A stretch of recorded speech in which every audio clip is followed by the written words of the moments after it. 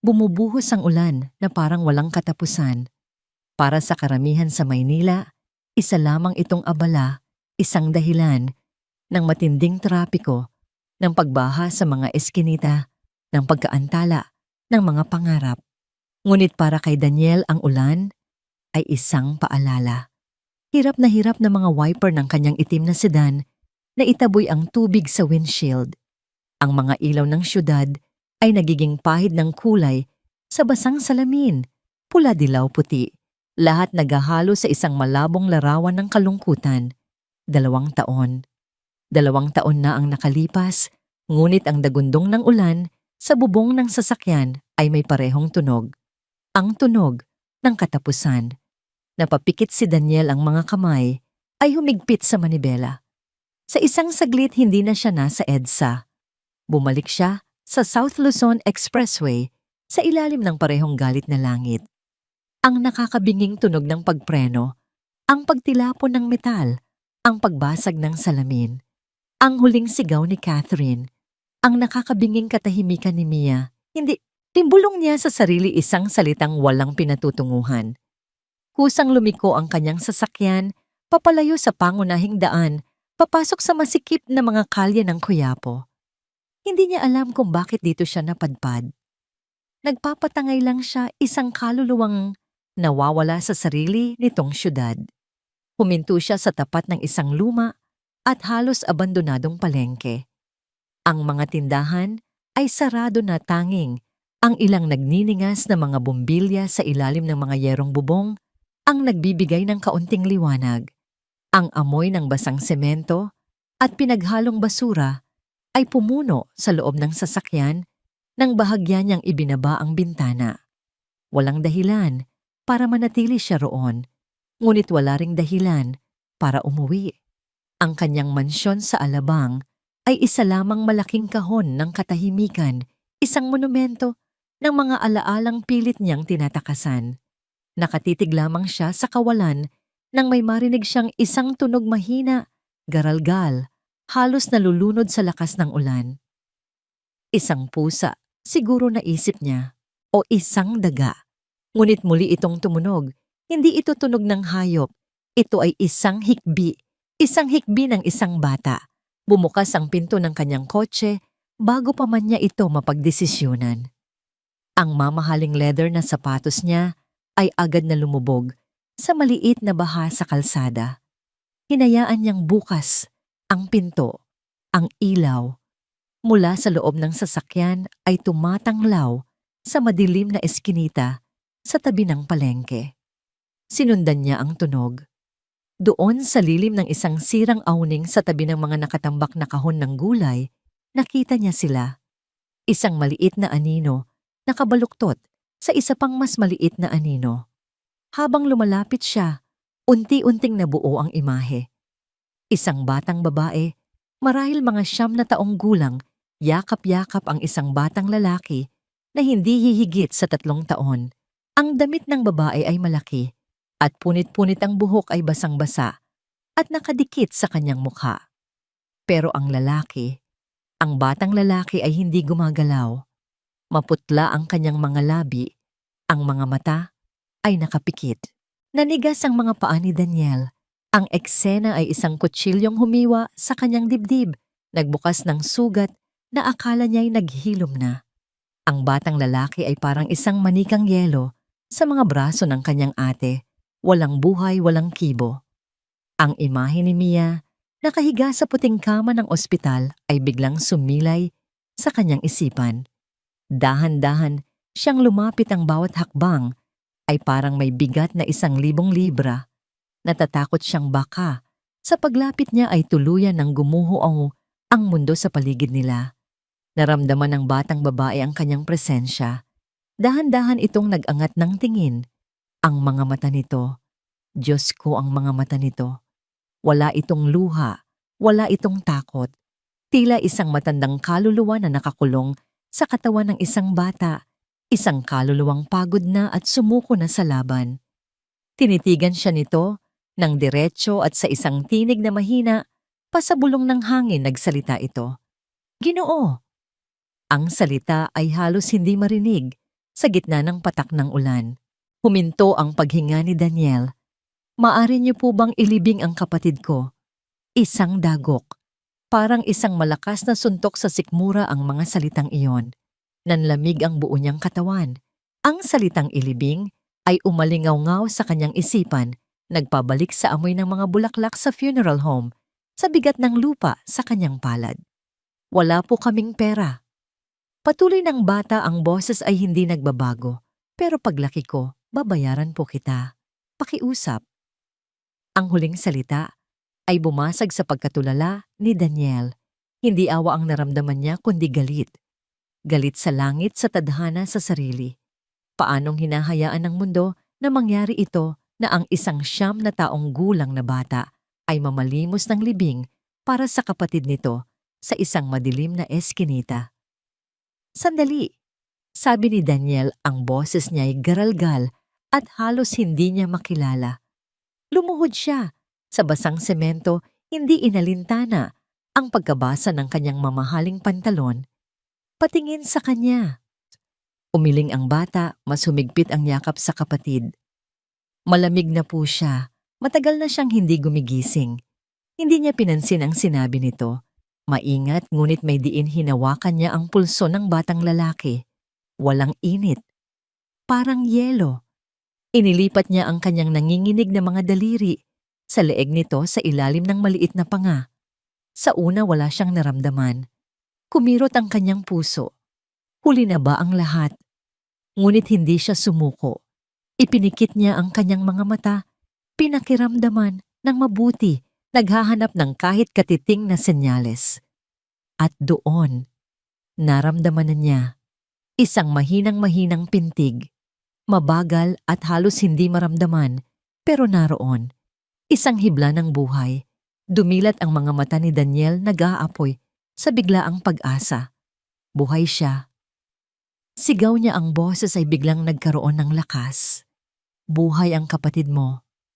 Nagulat ang batang babae. Ang maskara ng pagwawalang bahala sa kanyang mukha ay nabasag. Sa unang pagkakataon, nakita ni Daniel ang kislap sa mga mata nito. Isang kislap ng hindi makapaniwalang pag-asa.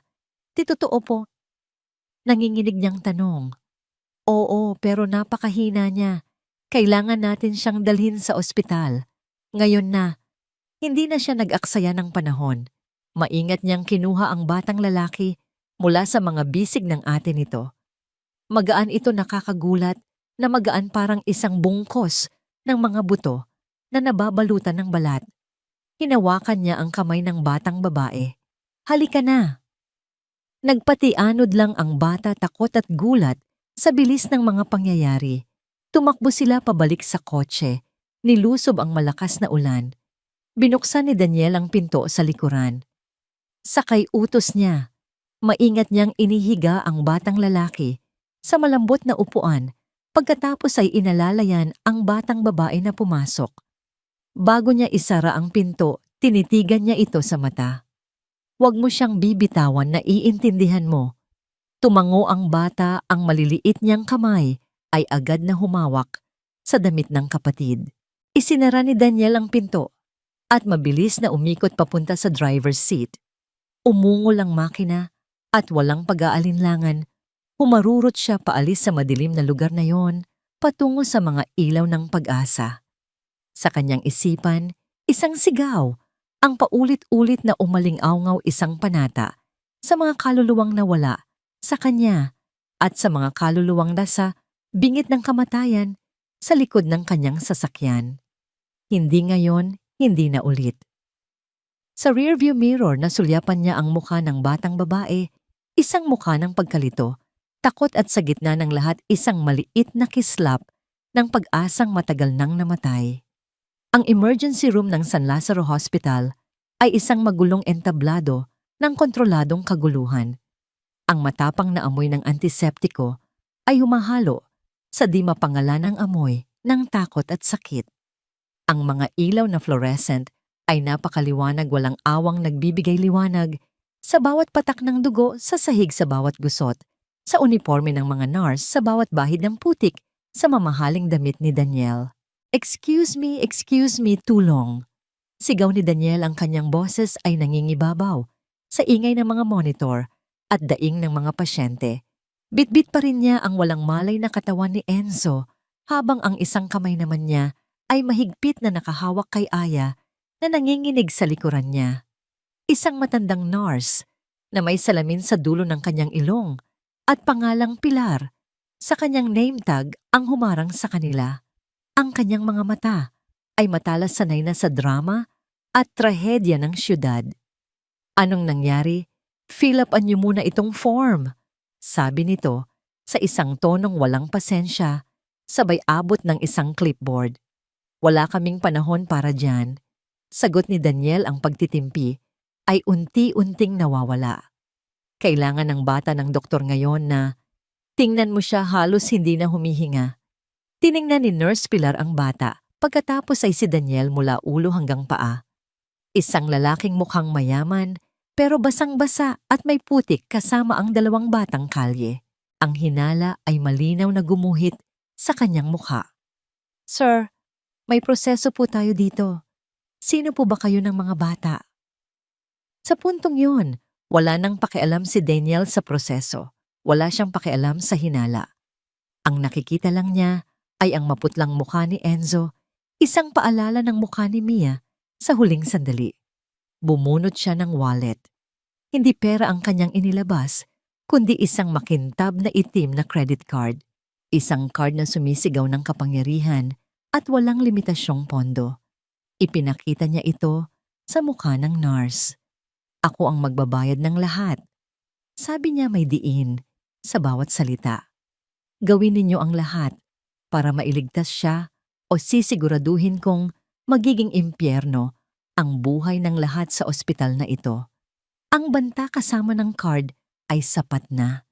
Nagbago ang ekspresyon ni Nurse Pilar. Hindi na ito hinala, kundi pagkataranta. Sumenya siya sa dalawang orderly. Dalhin ninyo sa Trauma Room 1.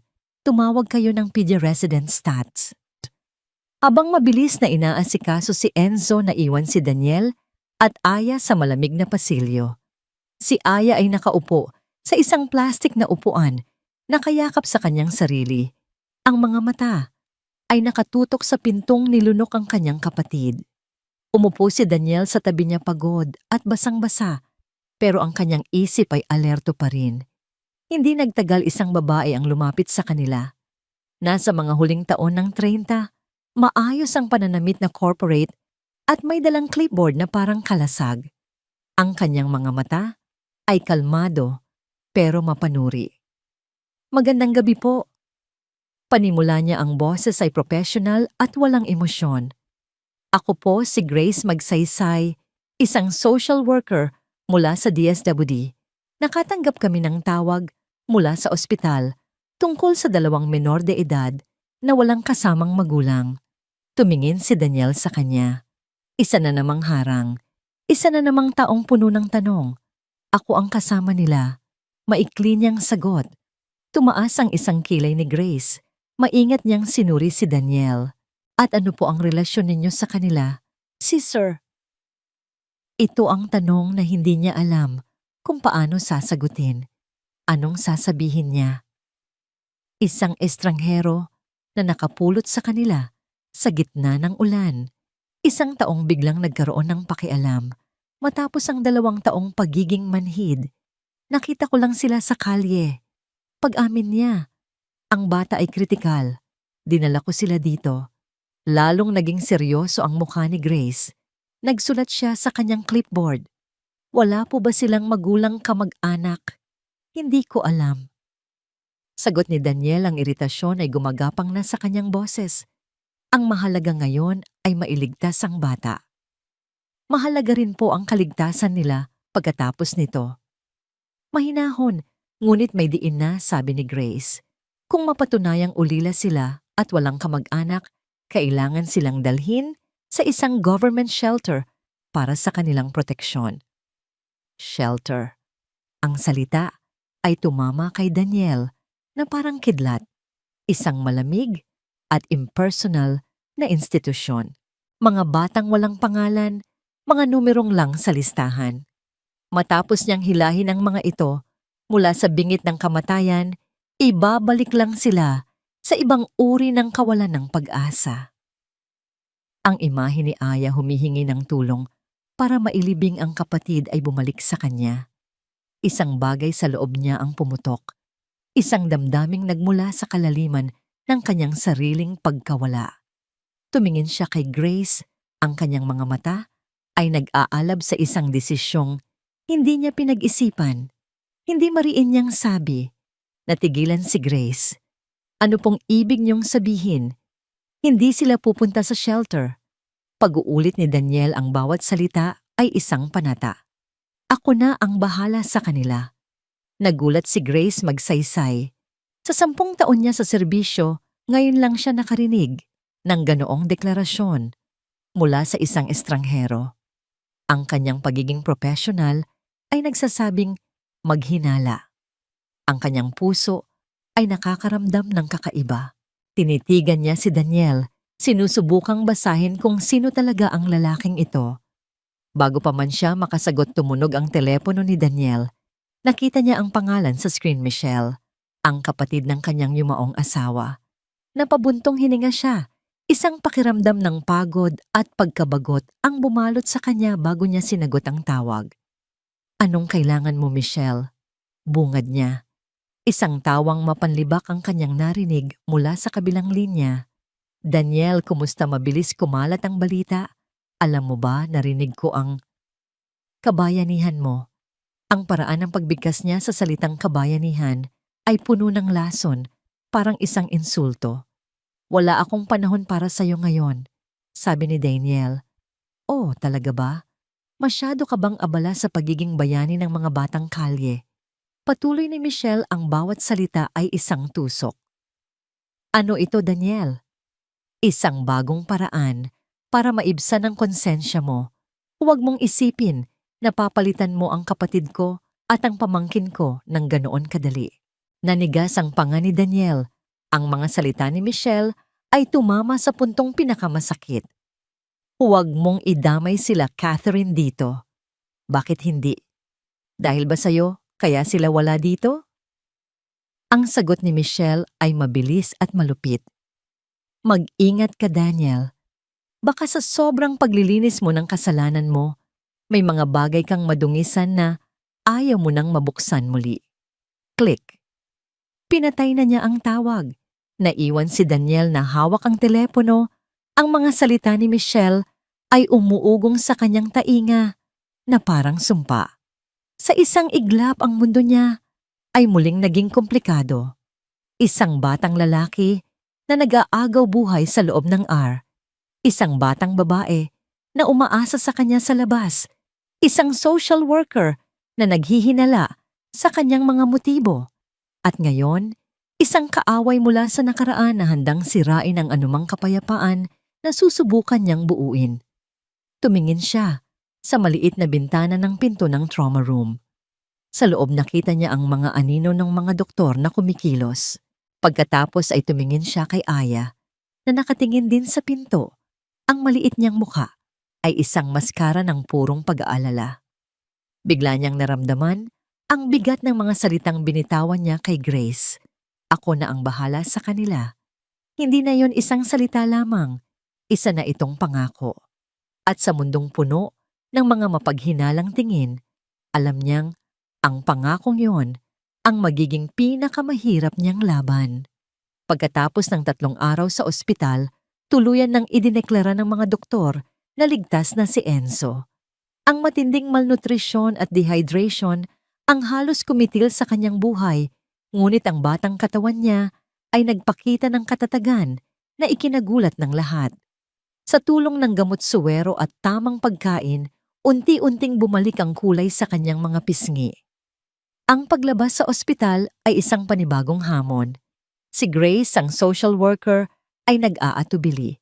Ang protocol ay malinaw, ang mga bata ay dapat dalhin sa isang shelter habang inaalam ang kanilang background. Ngunit ang determinasyon at ang mga abogadong ipinadala ni Daniel ay mahirap talunin. Isang temporary custody na may bisa sa loob ng 1 linggo ang naaprubahan sa kondisyong magkakaroon ng regular na pagbisita si Grace para suriin ang kalagayan ng mga bata. Habang ang itim na sedan ni Daniel ay marangyang dumudulas sa malalapad na kalsada ng Alabang Village, ang mundo sa labas ng bintana ay nagbago para kina Aya at Enzo. Ang magulo at maingay na Quiapo ay napalitan ng mga naglalakihang bahay na halos natatakpan ng mga matataas na pader at luntiang halamanan. Para kay Aya, para itong pagpasok sa isang dayuhang bansa, isang lugar na sa mga pelikula niya lang nakikita. Huminto ang sasakyan sa harap ng isang dambuhalang gate na gawa sa bakal. Bumukas ito ng kusa at walang ingay na tila may mahika. Pumasok sila sa isang mahabang driveway na nalilinyahan ng mga palm tree patungo sa isang bahay na mas malaki pa sa eskwelahan na pinapasukan niya noon. Ito ay isang 2-story modernong mansyon na may malalaking bintanang salamin at malawak na hardin. Si Enzo na kanina patahimik sa kandungan ni Aya ay napanganga. Ang mga mata niya'y nanlalaki habang sinusundan ng isang paru-parong lumilipad sa hardin. Nang bumukas ang pinto ng kotse, isang babaeng nasa edad 50 na may buhok na nakapusod at nakasuot ng malinis na uniforme ng kasambahay ang sumalubong sa kanila. Ito si Lourdes, ang hepe ng mga kasambahay at ang taong namahala sa mansyon sa loob ng 20 taon. "Sir Daniel, welcome home." Bati niya, ngunit ang nangiti niya ay hindi umabot sa kanyang mga mata nang makita niya ang 2 bata. "Sila po ba?" "Sila si Aya at Enzo Lourdes," sabi ni Daniel sa isang tonong hindi nangangailangan ng paliwanag. "Mula ngayon dito na sila titira. Ihanda mo ang guest room sa tabi ng kwarto ko. Siguraduhin mong malinis at komportable."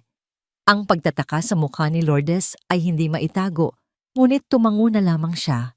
"Masusunod po, sir." Pumasok sila sa loob.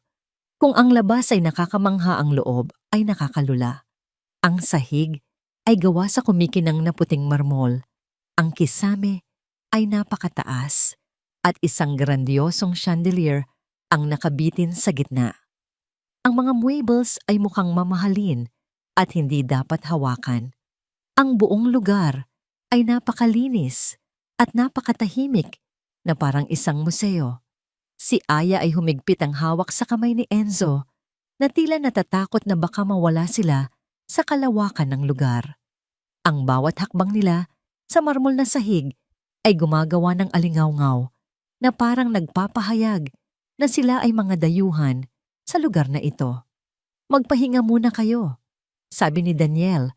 Sinisikap na maging magaan ang kanyang boses. "Lourdes, pakidala ng merienda at gatas sa kwarto nila." Umakyat sila sa isang malapad na hagdanan. Ang kwartong inihanda para sa kanila ay maluwag, may 2 malambot na kama, at isang malaking bintanang tanaw ang hardin sa likod bahay. Pero para kay Aya, ang kwarto ay mas nakakatakot kaysa nakakaaliw. Masyado itong malaki, masyadong malinis, masyadong walang laman. Sanay siya sa sikip at ingay ng maliit na barong-barong na tinitirhan nila noon, kung saan ang anino ng bawat isa ay nagbibigay ng kapanatagan. Nagdala si Lourdes ng isang tray na may mainit na sopas at gatas. Si Enzo na gutom na ay agad na kumain. Ngunit si Aya ay hindi gumalaw. Nakaupo lang siya sa gilid ng kama, ang mga kamay ay nasa kanyang kandungan, ang mga mata ay maingat na nagmamasid. "Aya, kumain ka na," sabi ni Daniel. Paborito ng mga bata ang arroz caldo. Halos masabi niya ang pangalan ni Mia. Umiling si Aya. "Hindi po ako gutom. Kailangan mong kumain para lumakas ka." Umiling ulit siya. Ang takot sa kanyang mga mata ay malinaw. Takot na baka may kapalit ang lahat ng kabaitang ito. Sa mundong kinalakihan niya, walang bagay na libre. Napabuntong hininga si Daniel. Hindi niya alam kung paano kakausapin ang isang batang puno ng pader sa paligid nito. Lumabas na lang muna siya para bigyan sila ng espasyo. Nang gabing iyon, habang nag-iikot si Daniel sa kanyang tahimik na bahay, narinig niya ang isang mahinang kalabog mula sa itaas. Sinundan ng isang tunog ng nababasag na bagay, mabilis siyang umakyat. Ang pinto ng kwarto ng mga bata ay bahagyang bukas. Sa loob, nakita niya si Aya na nakatayo sa gitna ng silid nanginginig. Sa paanan niya ay mga piraso ng isang basag na florera. Si Enzo ay nasa kama, takot na nakatingin sa kapatid. Nang makita siya ni Aya, lalo itong namutla. Automatiko niyang itinaas ang kanyang mga braso para protektahan ang kanyang mukha na parang naghihintay ng isang malakas na sampal o sigaw. Ang kanyang buong katawan ay nanigya sa pag-aabang ng parusa. Ang reaksyon niyang iyon ay parang isang sampal sa mukha ni Daniel. Anong klaseng buhay ang pinagdaanan ng batang ito para isipin na ang isang pagkakamali ay katumbas ng pananakit? Dahan-dahan siyang lumapit. Iniwasan ang mga bubog. Hindi niya tiningnan ang basag na florera, isang mamahaling piyesa na regalo pa ng kanyang yumaong ina. Sa halip lumuhod siya sa harap ni Aya. "Nasugatan ka ba?" Tanong niya, ang boses ay malumanay at puno ng pag-aalala. Nagulat si Aya. Ibinaba niya ang kanyang mga braso, ang mga mata ay puno ng pagkalito. Hindi galit ang nasa boses ng lalaki, hindi panunumbat. Umiling siya. "Mabuti kung ganoon," sabi ni Daniel. Itinuro niya ang kama. "Bumalik ka na sa kama. Ako na ang maglilinis nito. Mag-ingat ka. Baka matapakan mo ang bubog." Sumunod si Aya, umupo sa tabi ni Enzo. Mula roon, pinanood niya ang lalaking ito, ang may-ari ng lahat ng magagandang bagay sa bahay na ito, na maingat na pinupulot isa-isa ang mga piraso ng basag na florera. Kumuha siya ng dustpan at walis mula sa isang cabinet sa pasilyo at nilinis ang sahig hanggang sa wala nang natirang kahit isang maliit na bubog. Hindi siya nagsalita. Hindi siya nagreklamo. Nang matapos siya, tumayo siya at tiningnan ng bata. Sa unang pagkakataon, mula nang magkita sila, tinitigan siya ni Aya, hindi na may takot o hinala, kundi may halong pagtataka. Ang pader na itinayo niya sa paligid ng kanyang puso ay nagkaroon ng isang maliit na bitak. "Matulog na kayo," mahinang sabi ni Daniel. "Walang multo dito." Tumango si Aya. Pinatay ni Daniel ang pangunahing ilaw. Iniwan lang ang maliit na lampshade na nagbibigay ng malambot na liwanag. Bago niya tuluyang isara ang pinto, narinig niya ang isang napakahinang boses. "Salamat po." Isang maliit na ngiti ang sumilay sa labi ni Daniel. Isinara niya ang pinto at sumandal dito na pabuntong hininga. Marahil hindi pala ito kasing hirap ng inaakala niya. Marahil may pag-asa pa. Ngunit ang pakiramdam ng kapayapaan ay panandalian lamang. Kinabukasan, habang nag-aalmusal sila sa malaking dining room, si Enzo ay masayang kumakain ng pancake, habang si Aya naman ay maingat na tumutusok sa kanyang pagkain. Isang matinis na tunog ng doorbell ang bumasag sa katahimikan. Ipinagbigay alam ni Lourdes na may bisita si Daniel. Ilang sandali pa, isang babaeng matangkad balingkinitan at nakasuot ng isang mamahaling pulang bestida ang pumasok sa dining room na parang pag-aari niya ang lugar. Ang kanyang buhok ay perpektong nakaayos, ang kanyang makeup ay walang kamali-mali. Ito si Michelle. Ang kanyang mga mata na kasing talim ng stiletto heels na suot niya ay agad na napunta sa dalawang bata. Isang ngising mapanlait ang gumuhit sa kanyang mapulang labi. "Daniel, my dear brother-in-law," sabi niya, ang boses ay matamis, ngunit may bahid ng lason. Lumakad siya palapit, ang bawat hakbang ay puno ng kumpiyansa at pangiinsulto. Tiningnan niya sina Aya at Enzo na parang mga peste na naligaw sa isang malinis na kusina. "So ito pala ang mga bagong laruan mo, Daniel." Ang mga salita ay tumama na parang yelo, nagpalamig sa buong silid. Napatigil sa pagkain si Enzo. Si Aya naman ay napaatras sa kanyang upuan, nararamdaman ang panganib na dala ng babaeng kararating lang. Tumayo si Daniel, ang kanyang katawan ay naging isang pader sa pagitan ni Michelle at ng mga bata. Ang kanyang mukha ay nawalan ng anumang bahid ng kabaitan. "Anong ginagawa mo dito, Michelle?" Tanong niya, ang boses ay mababa at nagbabanta. Ngumisi lang si Michelle, ang kanyang mga mata ay hindi inaalis sa mga bata. "Narinig ko kasing nag-ampon ka ng mga pulubi. Gusto ko lang makita kung totoo. At mukhang totoo nga. Sabihin mo sa akin, Daniel." Lumingon siya sa kanya, ang nangisi ay naging isang mapait na ngiti. "Ganito ka na ba kadesperado para punan ng puwang na iniwan ng pamilya mo?" Ang hangin sa dining room ay biglang bumigat na, parang kayang hiwain ng kutsilyo. Ang masarap na amoy ng pancake at mainit na tsokolate ay napalitan ng nakakalasong tensyon. Si Aya ay huminto sa paghinga, ang tinidor ay nanigas sa kanyang kamay. Kahit si Enzo na masyadong bata para maintindihan ang mga salita, ay naramdaman ang biglaang paglamig ng paligid. Napahawak siya sa laylayan ng damit ng kanyang ate. "Umalis ka na, Michelle." Ang boses ni Daniel ay kalmado, ngunit may diin na parang bakal. Ito ang boses na ginagamit niya sa boardroom kapag may sisibakin siyang empleyado. Pero si Michelle ay hindi na tinag. Sa halip, lalo siyang ngumisi na parang nasisiyahan sa epekto ng kanyang pagdating. Lumakad siya palibot sa malaking mesa. Ang kanyang mga daliri ay marahang dumadampi sa makintab na kahoy bago huminto sa likuran ng upuan ni Aya. "Bakit naman ako aalis agad? Ngayon ko palang nakikilala ang pamilya mo, Ann." Sabi niya, ang salitang pamilya ay binitawan niya na parang isang maruming basahan. Yumuko siya ng bahagya, ang mukha niya ay malapit sa buhok ni Aya. "Hello, little girl. Anong pangalan mo?" Hindi sumagot si Aya. Napaurong siya palayo sa babae, ang takot ay malinaw sa kanyang mga mata. Ang pabango ni Michelle, isang mamahaling amoy ng bulaklak, ay parang nakakasakal. "Huwag mo silang kausapin," madiin na sabi ni Daniel. Humakbang siya palapit. "Bakit hindi?" Tiningnan siya ni Michelle, ang mga matay naglalaro sa hamon. "Natatakot ka ba na baka malaman nila kung sino ka talaga?" Isang lalaking napakagaling magpanggap na mabait. Pero sa totoo lang, muli niyang ibinaling ang tingin kay Aya.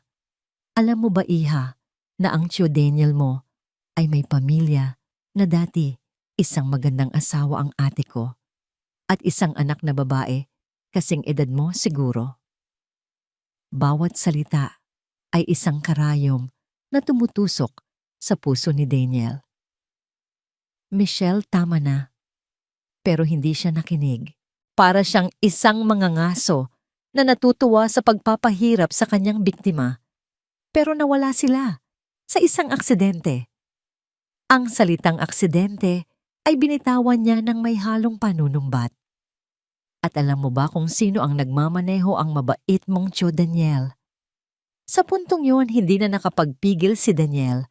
Mabilis niyang hinawakan ang braso ni Michelle, hindi mahigpit para masaktan, pero sapat na para maramdaman nito ang kanyang galit. "Sinabi kong umalis ka na." Nagpumigla si Michelle at tinabig ang kamay niya.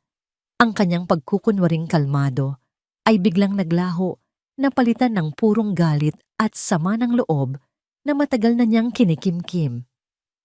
"Huwag mo akong hahawakan." Sigaw niya, ang kanyang boses ay matinis at umalingaw sa buong silid. Napatalon sa gulat si Enzo at napaiyak. "Sino ka para sabihin sa akin kung ano ang gagawin ko sa pamamahay ng kapatid ko? Kung hindi lang dahil sa kapabayaan mo, buhay pa sana si Catherine, buhay pa sana ang pamangkin ko." "Hindi ito ang lugar para pag-usapan yan." Sagot ni Daniel, ang kanyang boses ay tumaas na rin. "At kailan ang tamang lugar, Daniel, ha? 2 taon akong naghintay na makita kang nagdurusa. Pero anong ginawa mo? Nagkulong ka lang sa mansyon na ito. At ngayon ano? Magdadala ka ng mga batang kalye dito para palitan sila. Ganoon lang ba kadali para sa'yo nakalimutan sila?" "Hindi ko sila kinakalimutan." Ang sigaw ni Daniel ay parang isang kulog-puno ng sakit at bighati. Araw-araw, gabi-gabi, Dinadala ko ang alaala nila. Hindi mo alam ang pinagdadaanan ko. Wala akong pakialam sa pinagdadaanan mo. Ganti ni Michelle, ang mga luha ng galit ay namumuo na sa kanyang mga mata. Ang alam ko lang, kinuha mo ang pamilya ko. At ngayon, sinusubukan mong bumuo ng bago gamit ang mga basahan na pinulot mo lang sa kalsada. Ang huling pangungusap ay tumama ng malalim, hindi kay Daniel kundi kay Aya. Basahan. Narinig niya ang salitang yon ng malinaw. Tumingin siya sa kanyang damit, isang luma ngunit malinis na damit na bigay ni Daniel. Tumingin siya sa kanyang sarili. Iyon ba ang tingin sa kanila ng mga tao? Mga basahan. Tumayo si Daniel, ang muka ay isang maskara ng yelo. Lourdes, tawag niya. Mabilis na pumasok ang kasambahay, takot at gulat ang mababasa sa kanyang muka. Ihatid mo si Miss Michelle palabas. Utos ni Daniel. Ang boses ay hindi na sumisigaw, kundi malamig at mapanganib. At mula ngayon hindi na siya pwedeng pumasok sa pamamahay na ito nang walang pahintulot ko. Hindi mo magagawa sa akin to, Daniel, protesta ni Michelle. Nagkamali ka. Sabi ni Daniel, tinitigan niya ito ng diretso. Tapos na. Umalis ka na. Walang nagawa si Michelle kundi magpatangay kay Lourdes palabas habang nag-iiwan ng mga banta at sumpa. Nang tuluyan ng sumara ang pinto, isang nakakabinging katahimikan ang pumuno sa silid na binasag lamang ng mahinang pag-iyak ni Enzo. Lumuhod si Daniel sa harap ng mga bata. Ang kanyang galit ay naglaho na palitan ng pag-aalala. Okay lang kayo. Hindi sumagot si Aya. Nakatitig lang siya sa sahig. Ang mga salita ni Michelle ay paulit-ulit na umiikot sa kanyang isipan. Aksidente, pinalitan, basahan. Doon na pagtanto ni Daniel ang pinsalang nagawa. Si Michelle ay hindi lang siya sinaktan, kundi nagtanim ito ng lason sa isipan ng isang bata. Ang munting tiwala na sinisimulan niyang buuin kay Aya ay maaaring gumuho na. Nang gabing iyon hindi mapakali si Daniel. Ang banta sa mga mata ni Michelle ay totoo. Gagawin niya ang lahat para sirain siya at gagamitin niya ang mga bata para gawin iyon. Kailangan niyang protektahan sila, hindi lang sa pisikal, kundi sa legal na paraan. Kinuha niya ang kanyang telepono at tinawagan ng isang numero. Arturo, sabi niya nang sagutin ang tawag. Si Arturo ay ang kanyang pinagkakatiwalaang general manager at matalik na kaibigan ng kanyang yumaong ama. 1 taong mas matanda at mas matalino, ang tanging taong nakakaalam ng buong bigat ng kanyang pinagdadaanan. Kailangan ko ng tulong mo. Ano yon, Daniel? May problema ba? Ang boses ni Arturo ay kalmado at mapag-aruga. Si Michelle, nagpunta siya dito. Paliwanag ni Daniel.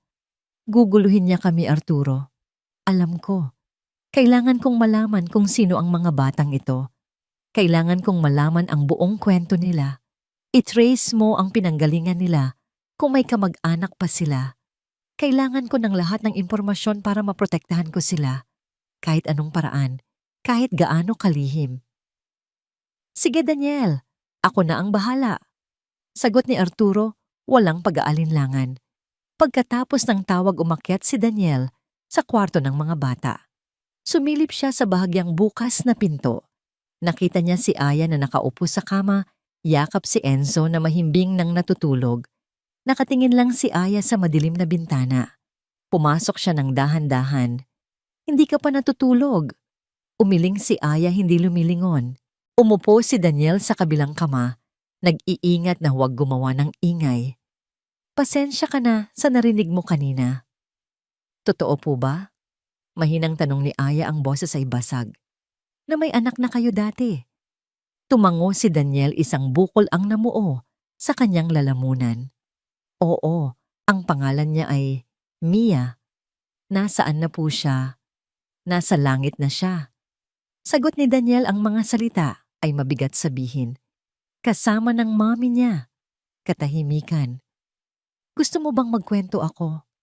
Alok ni Daniel, isang ideyang bigla na lang pumasok sa kanyang isip. Isang fairy tale. Ginagawa ko yun dati kay Mia bago siya matulog.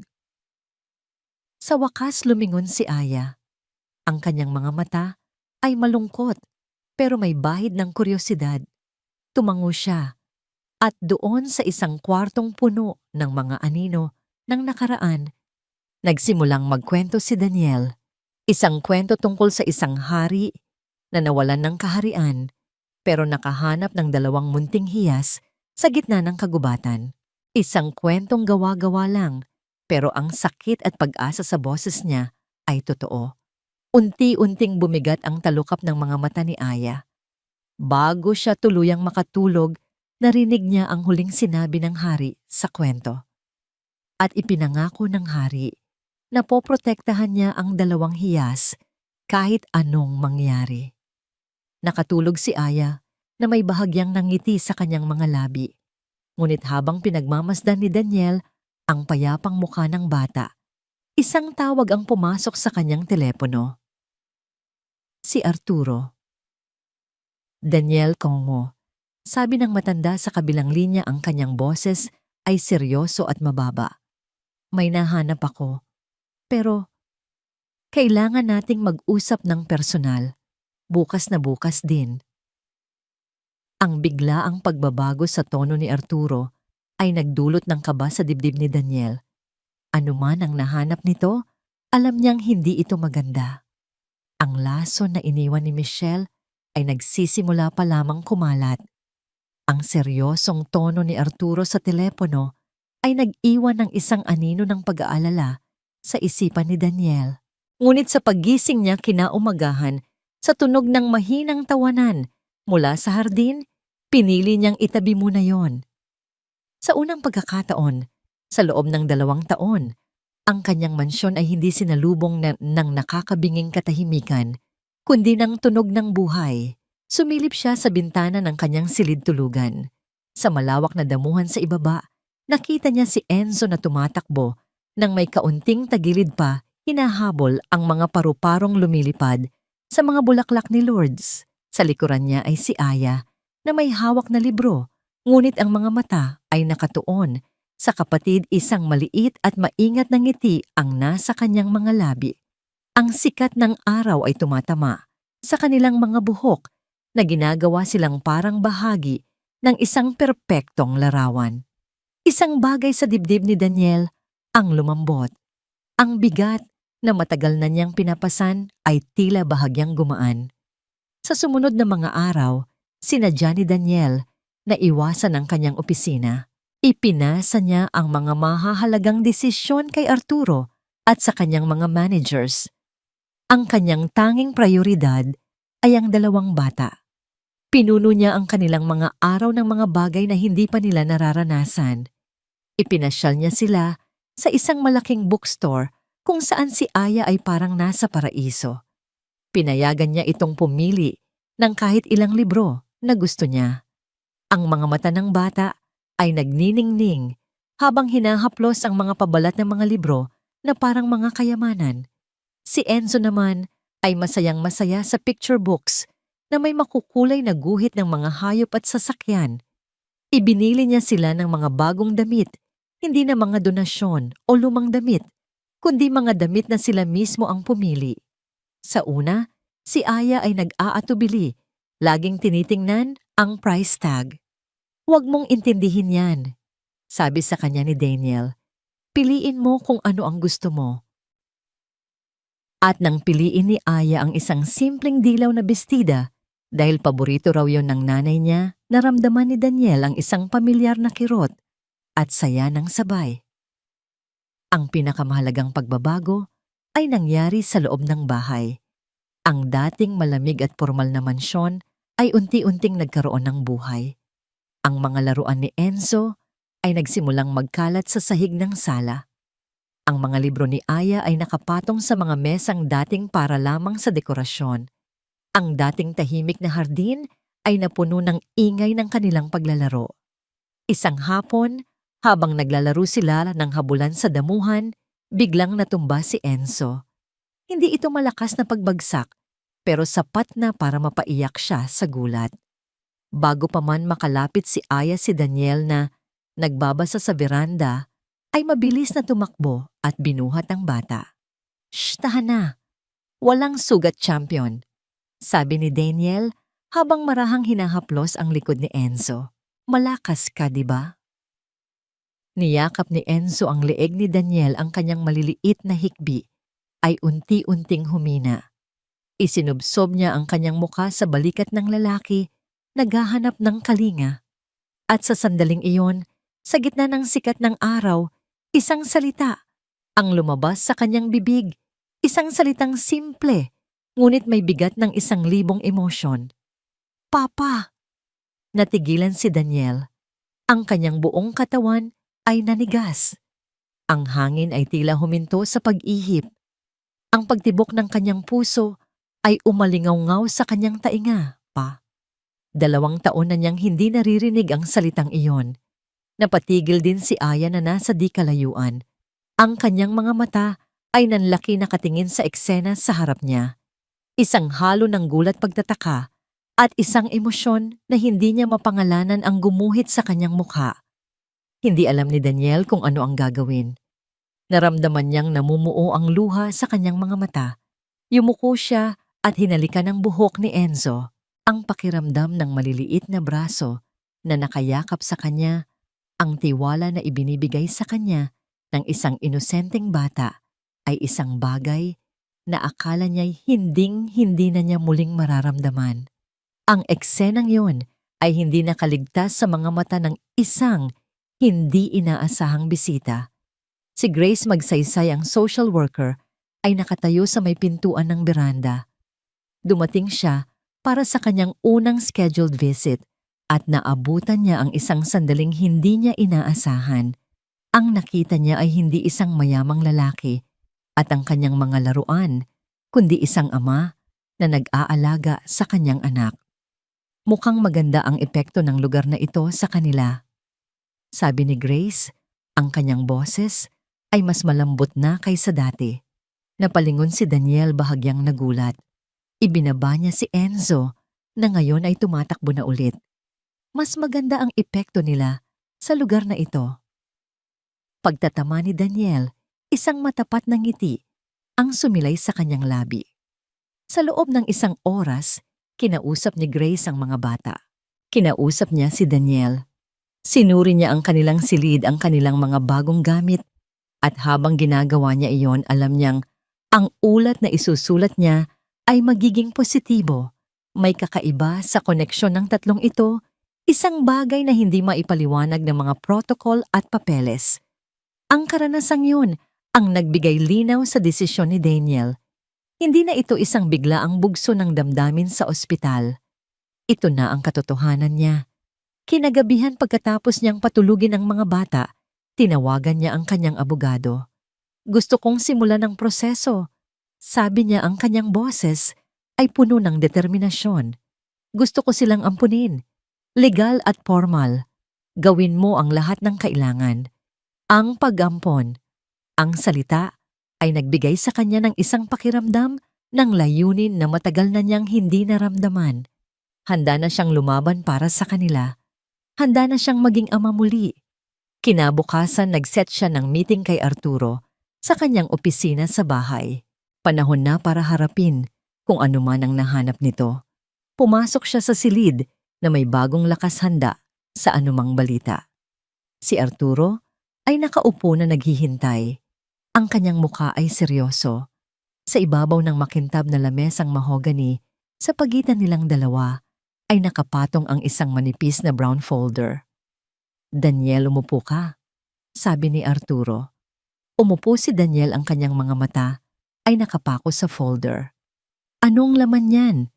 Arturo, may pamilya pa ba sila?" Umiling si Arturo. "Wala na. Ulila na sila. Ang mga magulang nila." Huminto siya, tila naghahanap ng tamang salita. Namatay sila sa isang car accident. 2 taon na ang nakalipas. 2 taon na ang nakalipas. Ang mga salita ay umalingaw-ngaw sa isipan ni Daniel.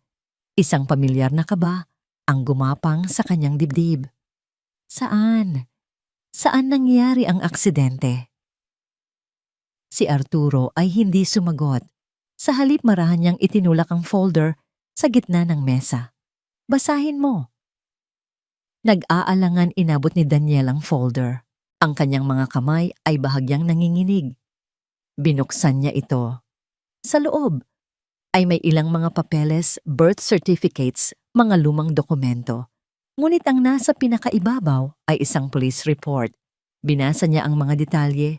Pangalan ng mga biktima Ricardo Santos Maria Santos. Lokasyon South Luzon Expressway, KM28. Ang paghinga ni Daniel ay biglang bumigat. Petsa June 15, 2022. Ang kanyang paningin ay nanlabo. Ang mga letra at numero ay nagsimulang sumayaw sa pahina. Oras 10:30 a.m. Ang folder ay nahulog mula sa kanyang mga kamay. Ang mga papel ay nagkalat sa sahig. Ngunit hindi na niya kailangang basahin pa. Ang petsa, ang oras, ang lugar. Nakatatak na ang mga iyon sa kanyang isipan na parang isang mainit na bakal. Ito ang araw. Ito ang oras. Ito ang lugar. Ito ang aksidenteng pumatay sa kanyang mag-ina. Tumingala siya kay Arturo, ang kanyang mukha ay putlang-putla, ang kanyang mga mata ay puno ng hindi maipaliwanag na takot. Arturo, anong ibig sabihin nito? Ang mukha ni Arturo ay puno ng awa. Daniel, ang aksidenteng iyon, hindi lang dalawa ang sasakyang sangkot. Isa itong multiple car collision. Nagsimulang umikot ang mundo ni Daniel. Ang mga araw ng araw na naranasan niya ang tawanan, sa hardin ang salitang papa, ang pag-asang muling mabuo. Lahat ay nagsimulang gumuho na parang isang kastilyong buhangin na tinatangay ng isang malupit na alon. Ang katahimikan sa loob ng opisina ay mas nakakabingi pa kaysa sa isang sigaw. Ang tanging maririnig ay ang mabilis at mababaw na paghinga ni Daniel at ang mahinang ugong ng air conditioner. Ang mga papel mula sa folder ay nakakalat sa paanan niya na parang mga tuyong dahon, bawat isa'y isang piraso ng isang bangungot na unti-unting nabubuo. Hindi, bulong ni Daniel, nanginginig ang kanyang ulo. Hindi maaari. Pinulot ni Arturo ang police report mula sa sahig at maingat na inilapag pabalik sa mesa. Daniel, tingnan mo. Kailangan mong makita. Na parang isang taong gumagalaw sa ilalim ng tubig, dahan-dahang kinuha ni Daniel ang papel. Ang kanyang mga daliri ay nanlalamig at manhid. Pinilit niyang ituon ang kanyang paningin sa mga nakasulat. Pinipilit ang kanyang utak na intindihin ang mga salitang ayaw nitong tanggapin. Police report, case na 7822. Incident multiple vehicle collision. Location, SLEX KM28 northbound. Binasa niya ang narrative, ang opisyal, at walang emosyong paglalarawan ng trahedya. Vehicle 1, black sedan driven by Daniel De La Cruz, reportedly lost control due to wet road conditions and veered sharply into the adjacent lane, colliding with Vehicle 2, 10-wheeler truck. The initial impact caused a chain reaction. Ang puso ni Daniel ay dumadagundong sa kanyang dibdib na parang gustong kumawala. Involving multiple other vehicles. Vehicle 4, red Tamaro FX driven by Ricardo Santos with passengers. Maria Santos and 2 minors was unable to stop in time and collided with the wreckage.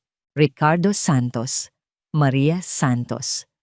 Ang mga magulang ni Aya at Enzo.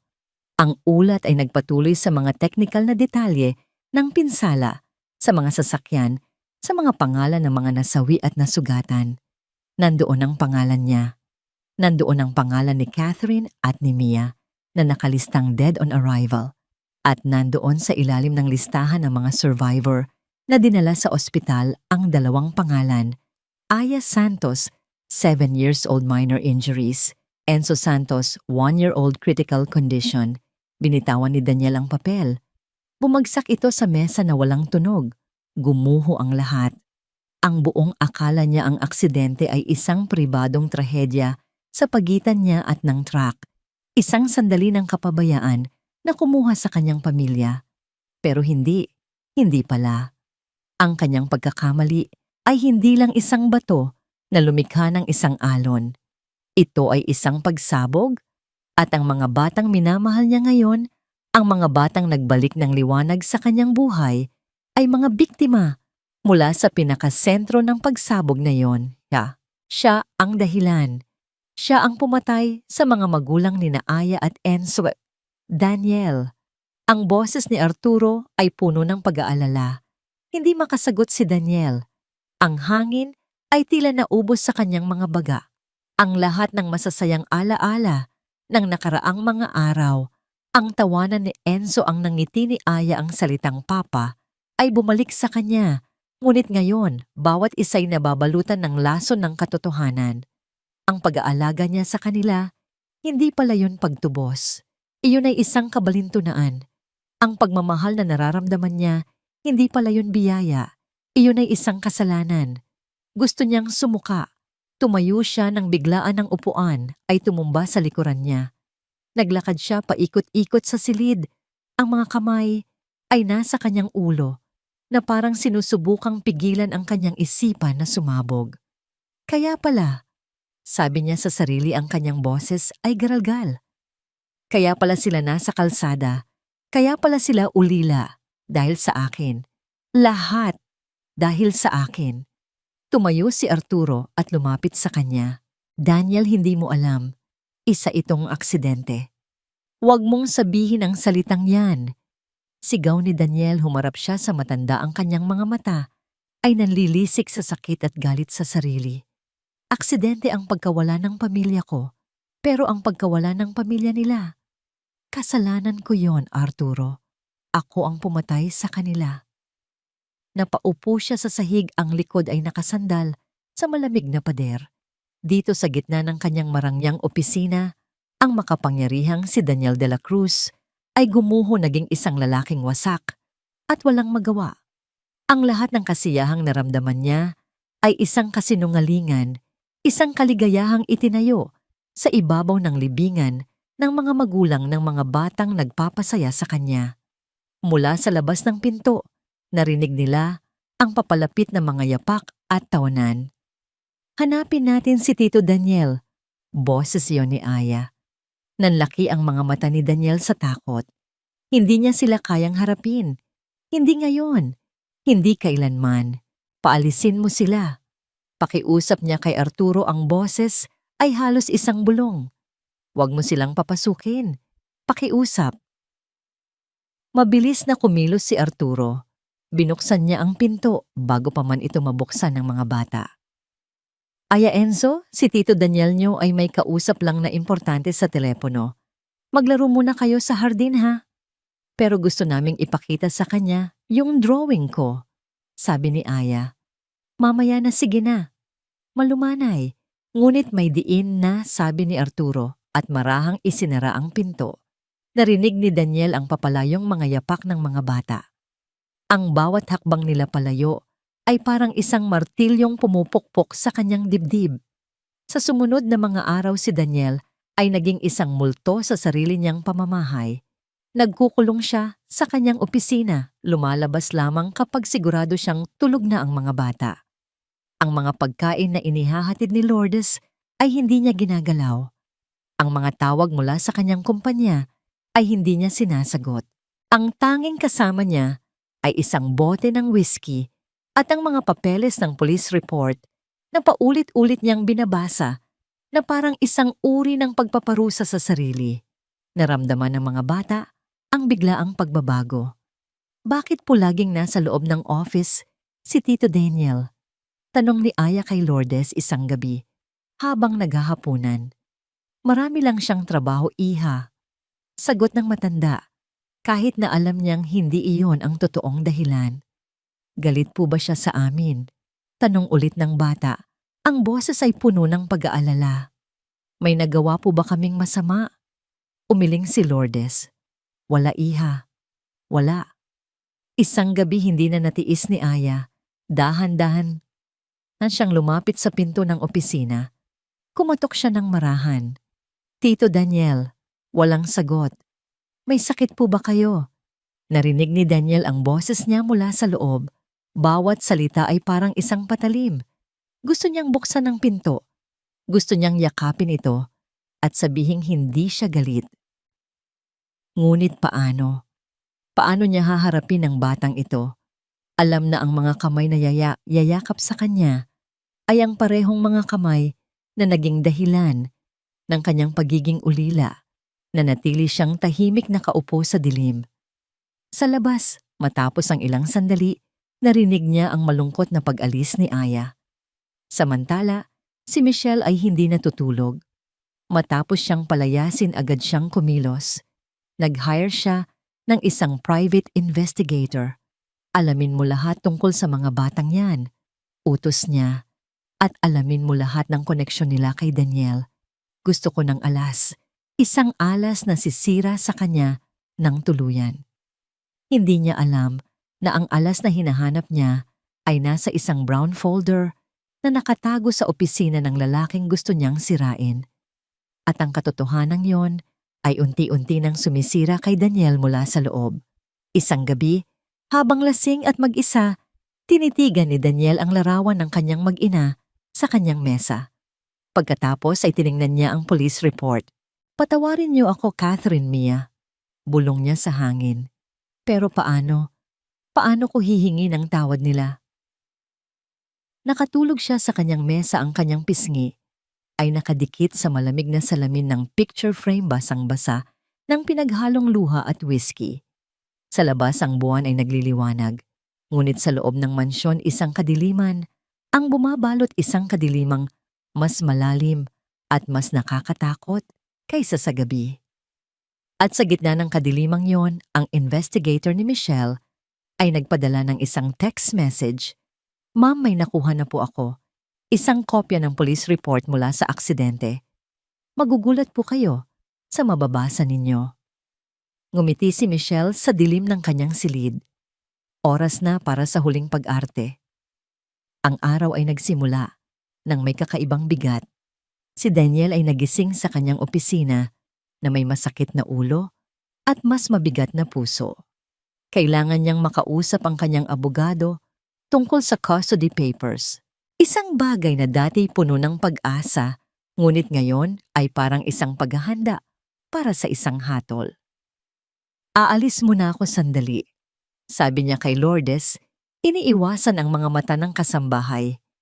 Pakibantayan ang mga bata.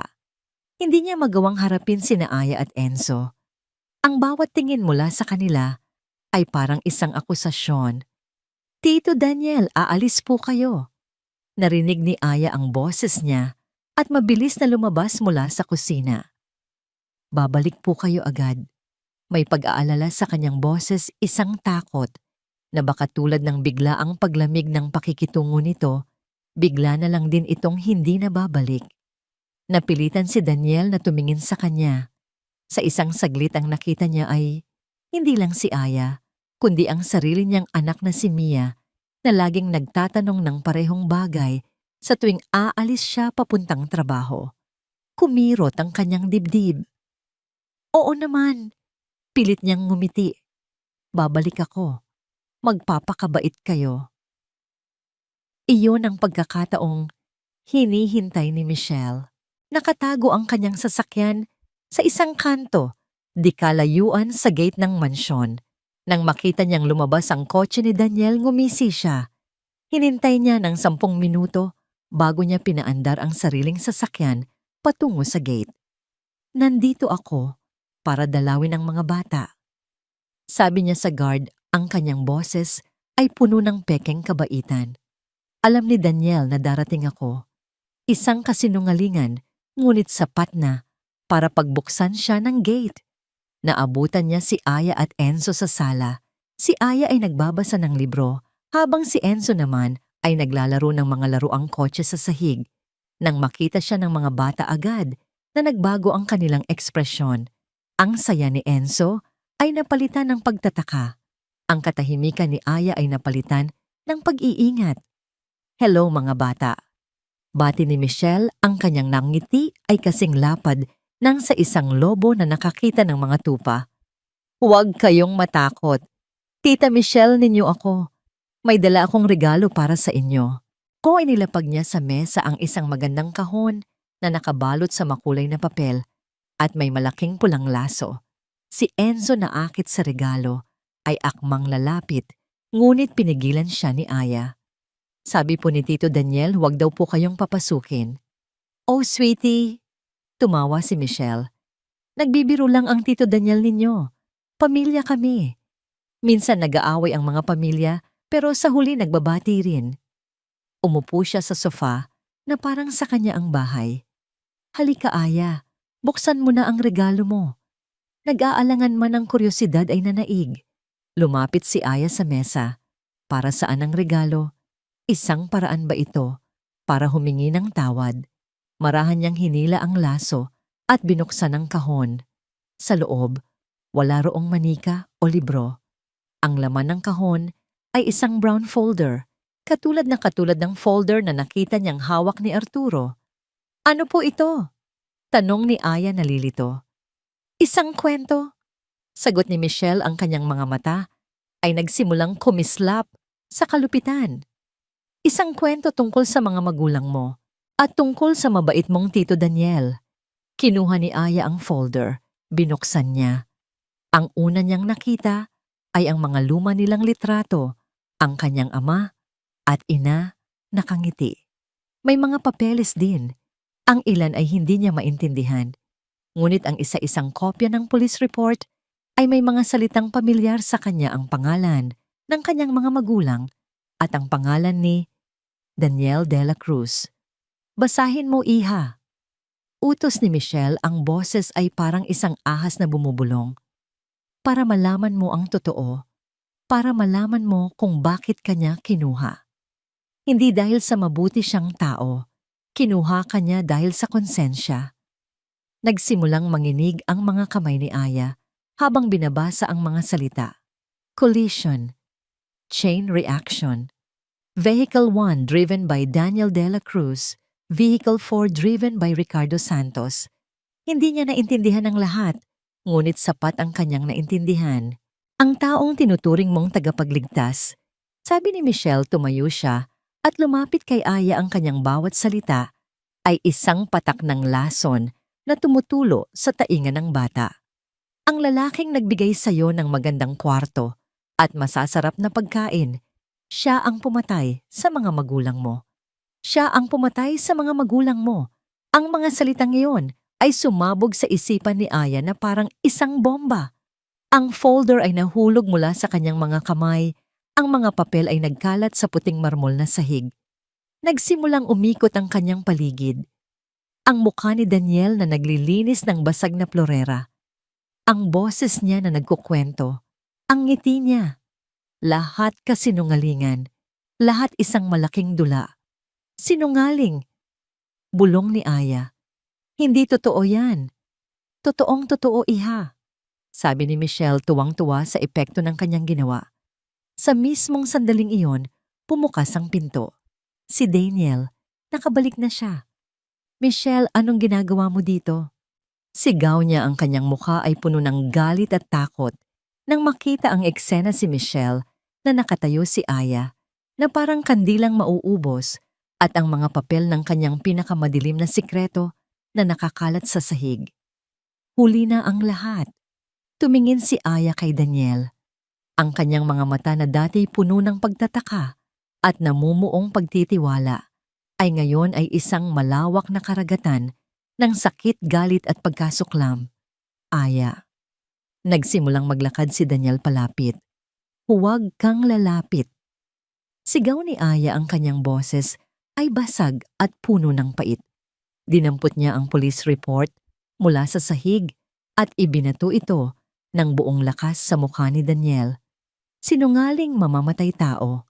Ang papel ay tumama sa dibdib ni Daniel. Hindi siya umilag. Tumayo lang siya roon. Tinatanggap ang bawat salita na parang isang saksak. Ikaw. Humahagulgol na si Aya. Ikaw ang dahilan. Kaya pala kinuha mo kami para pagbayaran mo ang kasalanan mo. Hindi mo kami mahal. Laruan lang kami para sa'yo." Sa sobrang galit at sakit tumakbo si Aya palapit at itinulak si Daniel ng buong lakas. Dahil hindi handa at dahil sa bigat ng kanyang konsensya, nawalan ng balanse si Daniel at natumba sa sahig. Hindi siya gumanti, hindi siya nagsalita. Nanatili siyang nakaluhod sa sahig, ang kanyang mundo ay gumuho sa kanyang paanan. Tumingala siya kay Aya, ang kanyang mga mata ay puno ng luhang hindi niya mapigilan. "Patawarin mo ako, anak." Bulong niya, isang salitang walang kapatawaran. Ang pagtawag sa kanya ng anak ay lalo lang nagpaalab sa galit ni Aya. "Hindi mo ako anak. Ang anak mo patay na. Sana ikaw na lang ang namatay." Hinila ni Aya ang umiiyak at takot na si Enzo. "Halika na Enzo, aalis tayo dito." Tumakbo sila paakyat ng hagdanan patungo sa kanilang silid. Narinig ni Daniel ang malakas na kalabog ng pagsara ng pinto, sinundan ng tunog ng pag-lock nito. Naiwan sa sala ang tatlong tao. Si Michelle na may ngiti ng tagumpay sa kanyang mga labi. Si Daniel na nakaluhod pa rin sa sahig, isang wasak na lalaki. At ang alingaw-ngaw ng sigaw ng isang bata na nawasak ang mundo. Ang nakakabinging katahimikan ay pumuno sa mansyon. Ngunit sa likod ng nakalak na pinto sa itaas, maririnig ang isang hagulgol. At sa ibaba, sa puso ng isang lalaking nakaluhod, maririnig ang tunog ng isang bagay na tuluyan ng nabasag. Ang gabi ay bumagsak sa mansyon na parang isang itim na kumot, ngunit hindi ito nagdala ng kapayapaan. Sa halip, pinalala pa nito ang bigat ng katahimikan. Sa sala, si Michelle ay matagal nang umalis. Naiwan si Daniel na nakaupo sa sahig, nakasandal sa sofa na parang isang estatwang gawa sa pighati. Hindi niya magawang tumayo. Hindi niya magawang kumilos. Ang bawat salitang binitawan ni Aya, mamamatay tao. "Sana ikaw na lang ang namatay," ay paulit-ulit na tumatatak sa kanyang isipan. Sa itaas, sa likod ng nakalak na pinto, ang hagulgol ni Aya ay humina at naging tahimik na mga hikbi. Si Enzo, na pagod na sa pag-iyak at pagkalito, ay nakatulog sa kanyang kandungan. Niyakap siya ni Aya ng mahigpit, ang init ng katawan ng kapatid, ang tanging nagbibigay sa kanya ng kaunting kapanatagan sa malamig at malupit na katotohanan. Tiningnan niya ang paligid ng magandang kwarto, ang malambot na kama, ang mga libro sa estante, ang mga bagong damit sa aparador. Ang lahat ng ito, na minsan niyang itinuring na biyaya, ngayon ay parang mga tanikala. Ang bawat bagay ay isang paalala ng kasinungalingan. Hindi ito tahanan. Isa itong kulungan na itinayo sa ibabaw ng mga buto ng kanilang mga magulang. Kailangan naming umalis dito. Ang desisyon ay nabuo sa kanyang isipan nang may kalinawan ng isang kidlat. Hindi siya pwedeng manatili sa bahay ng taong sumira sa kanilang pamilya. Hindi niya kayang huminga sa parehong hangin na hinihinga nito. Naghintay siya. Naghintay siya hanggang sa ang buong bahay ay tuluyan ng nalunod sa kadiliman at katahimikan ng hating gabi. Dahan-dahan ginising niya si Enzo. "Enzo, gising," bulong niya. "Kailangan nating maglaro. Isang laro ng taguan. Pero kailangan sobrang tahimik lang natin." Si Enzo, na antok pa, ay tumangulang, nagtitiwala sa kanyang ate. Binuksan ni Aya ang aparador. Hindi niya kinuha ang magagandang damit. Sa halip, kinuha niya ang mga luma nilang damit na itinago niya sa ilalim, ang mga damit na suot nila nang dumating sila. Isinuot niya ang mga iyon, isang simbolikong paghuhubad sa kasinungalingan. Kumuha siya ng isang maliit na backpack, inilagay ang ilang piraso ng damit ni Enzo, isang bote ng tubig, at ang natitirang tinapay mula sa merienda nila. Sa ilalim ng kanyang unan, kinuha niya ang kaunting pera, ilang daang pisong ibinigay sa kanya ni Daniel para pambili ng ice cream. Ngayon ito na ang kanilang puhunan para sa kalayaan. Maingat niyang binuksan ang lock ng pinto. Sumilip siya sa pasilyo. Walang tao. Madilim. Hinawakan niya ng mahigpit ang kamay ni Enzo at dahan-dahan silang bumaba ng hagdan. Ang bawat hakbang ay maingat na inilalagay para hindi lumikha ng ingay. Nang marating nila ang sala, Nakita nila si Daniel natutulog sa sofa. Ang mukha ay gusot sa pighati. Kahit sa pagtulog, isang bote ng whiskey ang nasa sahig sa tabi niya. Sa isang iglap naramdaman ni Aya ang isang kurot ng awa. Ngunit agad itong napalitan ng galit nang maalala niya ang dahilan ng lahat. Hindi sila dumaan sa pangunahing pinto. Sa halip pumunta sila sa kusina kung saan may isang maliit na pinto na patungo sa likod bahay. Mas madali itong buksan nang walang ingay. Lumabas sila sa malamig na hangin ng gabi. Ang hardin na dating lugar ng kanilang kasiyahan ngayon ay isang madilim na daan para sa kanilang pagtakas. Ang pader ng mansyon ay mataas.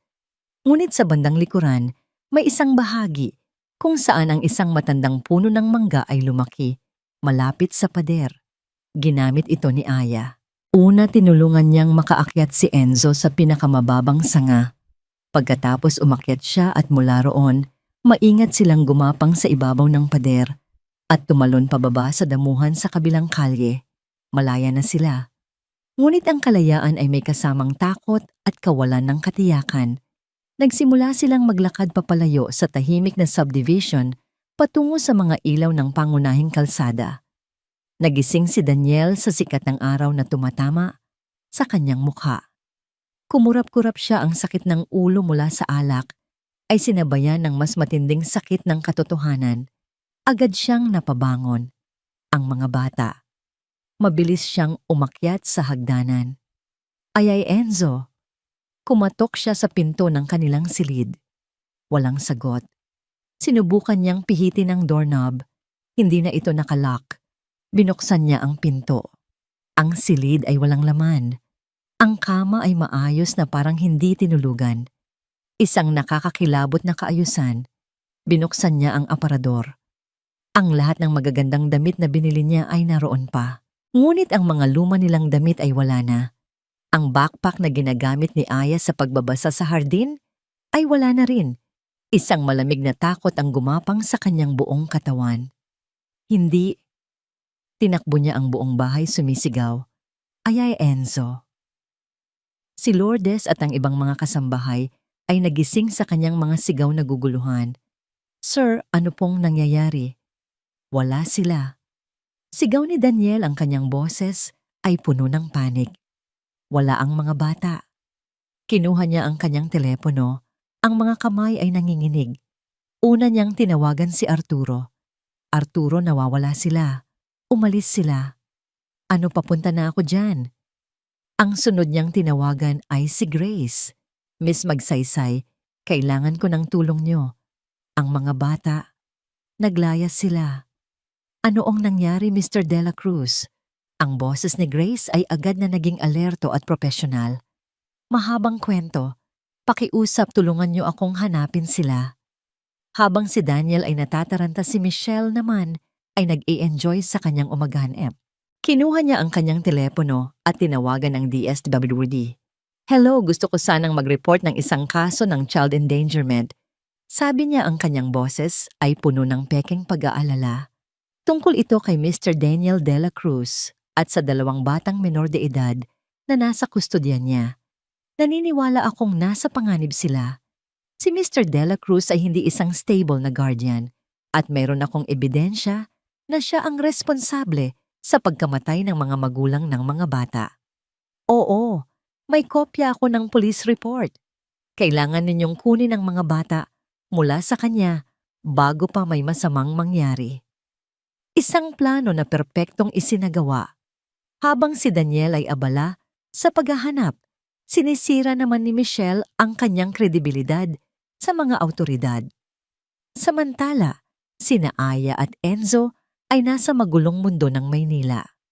Ang kaunting pera nila ay mabilis na naubos sa pamasahe sa bus patungo sa isang lugar na pamilyar kay Aya, ang palengke, kung saan sila unang nagkita ni Daniel. Akala niya doon makakahanap sila ng paraan para mabuhay. Ngunit ang syudad sa umaga ay mas malupit. Ang mga tao ay iabala. Walang pumapansin sa 2 batang paggalagala.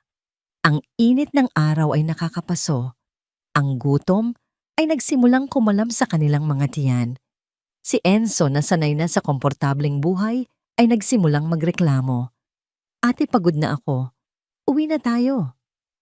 Hindi na yon ang bahay natin, Enzo.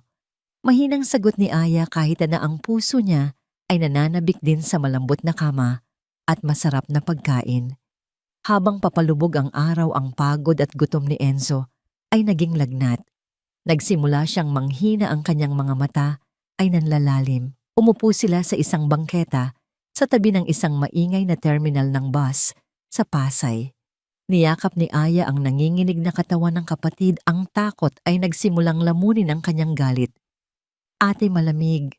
Bulong ni Enzo kahit na ang balat niya ay nag-iinit sa lagnat. Anong gagawin niya? Wala na silang pera. Wala silang matutuluyan. Wala silang pagkain. Napatingin siya sa mga taong dumadaan, ang bawat isa'y may sariling mundong ginagalawan. Walang nakakakita sa kanila. Walang nakakarinig.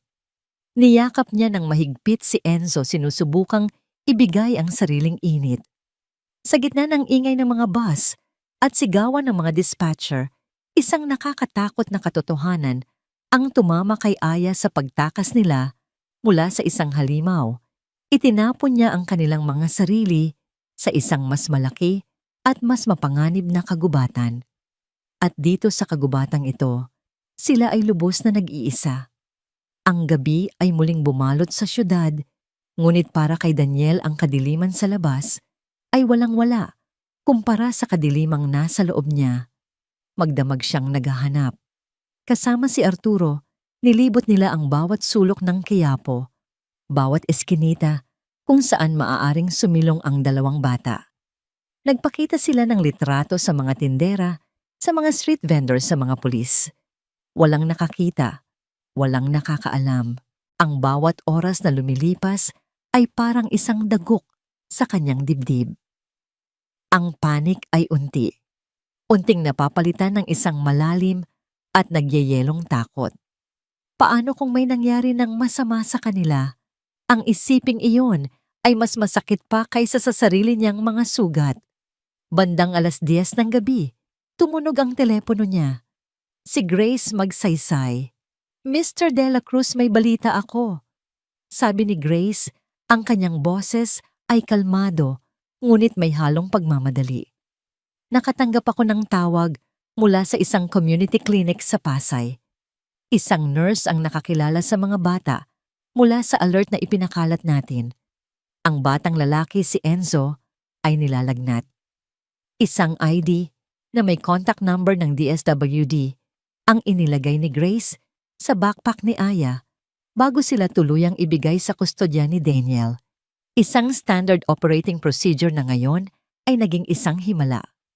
"Saan yan? I-text mo sa akin ang address." Halos isigaw ni Daniel. Humarurot ang sasakyan ni Daniel sa mga kalsada ng Maynila. Ang busina ay walang tigil na tumutunog, na parang isinisigaw ang desperasyon ng nagmamaneho.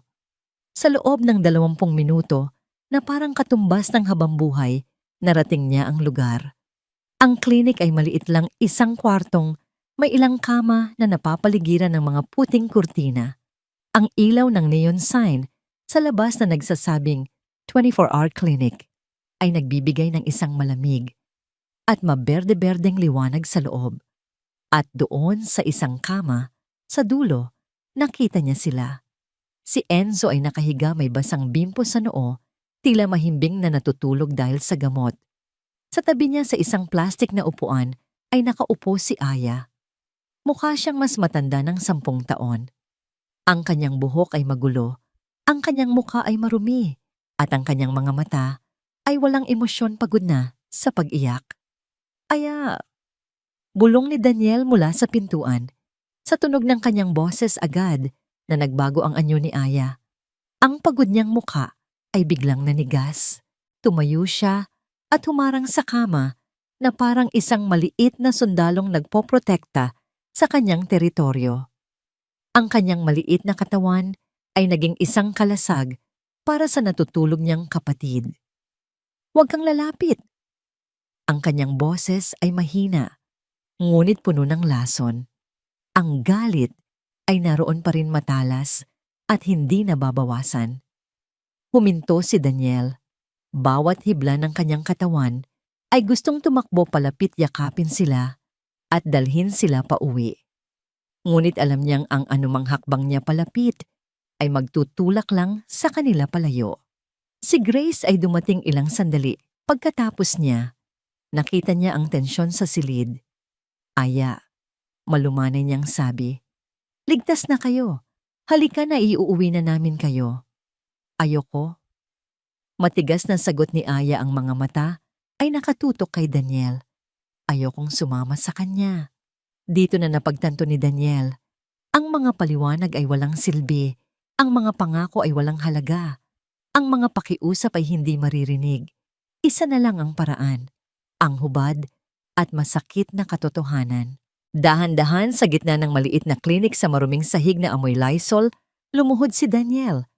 Ang kanyang mga tuhod ay tumama sa malamig na tiles. Hindi ito isang pagkilos ng pagsuko, kundi isang pagkilos ng pag-amin. Tumingala siya kay Aya, hindi na itinatago ang sakit at pagsisisi sa kanyang mga mata. Ang lahat ng pader na itinayo niya sa paligid ng kanyang sarili sa loob ng 2 taon ay gumuho sa sandaling iyon. "Tama ka." Panimula niya, ang kanyang boses ay basag at puno ng pighati. "Lahat ng sinabi mo, lahat ng iniisip mo sa akin, tama ka." Natigilan si Aya. Maging si Grace ay nagulat sa ginawa niya. "Hindi ako humihingi ng tawad dahil walang kapatawaran ang ginawa ko." Patuloy ni Daniel. Ang mga luha ay nagsimulang dumaloy sa kanyang mga pisngi, walang tunog, walang pagpipigil. "Ako ang nagmamaneho ng sasakyang yon. Isang sandaling paglingon ko lang sa anak ko sa likod. At nawala ang lahat. Nawala ang asawa ko. Nawala ang anak ko." Ang kanyang boses ay naputol sa isang hikbi. "Pero ang hindi ko alam sa loob ng 2 taon ay may iba pa akong sinirang pamilya. Ang pamilya ninyo." Tumingin siya ng diretso sa mga mata ni Aya. "Ang sakit na nararamdaman mo ngayon, Aya, yung galit. Nararapat lang sa akin iyan. Kung gusto mo akong kamuhian habang buhay, tatanggapin ko. Kung gusto mong hindi na ako makita, kailanman tatanggapin ko. Hindi ko hinihiling ang kapatawaran mo, Aya." Sabi niya. Ang kanyang boses ay halos isang bulong na.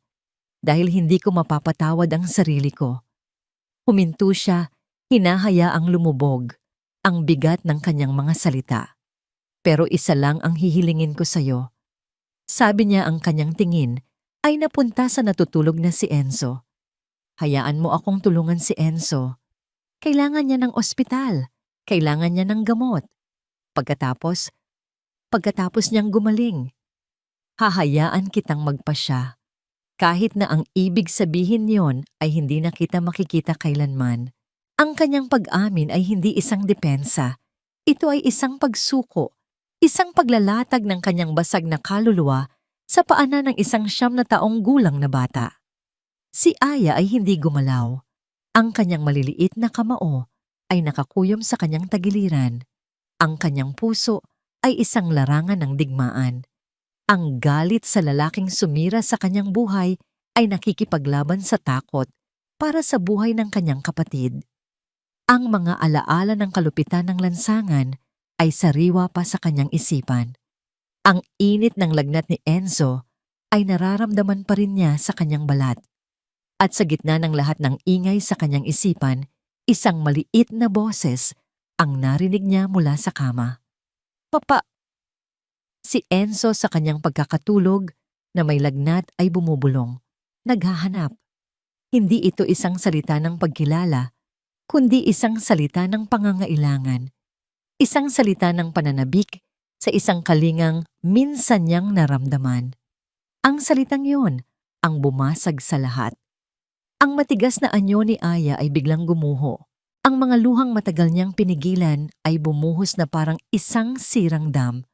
Ang kanyang galit, takot at pagod ay nagsama-sama sa isang malakas na hagulgol. Napaupo siya sa sahig. Ang kanyang maliit na katawan ay nanginginig. Ang digmaan ay tapos na. Sa ngayon. Dahan-dahang tumayo si Daniel. Hindi siya lumapit kay Aya. Sa halip lumapit siya kay Enzo.